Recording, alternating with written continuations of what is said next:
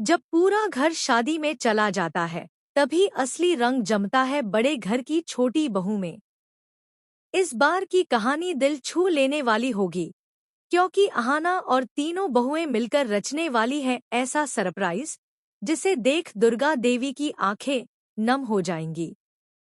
दरअसल, जब पीसी माँ और बाकी घरवाले शादी में जाने की तैयारी करते हैं, तो दुर्गा देवी साफ कह देती है कि वह घर पर ही रहेंगी। बस यहीं से शुरू होती है कहानी का नया मोड़। अहाना जिद पकड़ लेती है कि अगर माँ शादी में नहीं जाएंगी, तो वह और तीनों बहुएं भी घर पर ही रहेंगी। और फिर अहाना को आता है एक धमाकेदार ख्याल। क्यों ना आज माँ का जन्मदिन कुछ अलग और यादगार तरीके से मनाया जाए।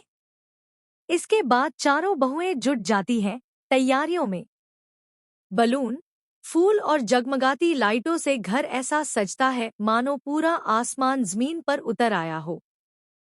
दुर्गा देवी को एक कमरे में भेज दिया जाता है, ताकि उन्हें सरप्राइज का जरा भी अंदाजा न हो। और जैसे ही सारी तैयारी पूरी होती है, अहाना अचानक लाइट बंद कर देती है। अंधेरे में गुस्साई दुर्गा देवी आवाज लगाती है, ये सब तमाशा किसने किया है? लेकिन अगले ही पल लाइट ऑन होती है और पूरा घर गूंज उठता है। हैप्पी बर्थडे माँ!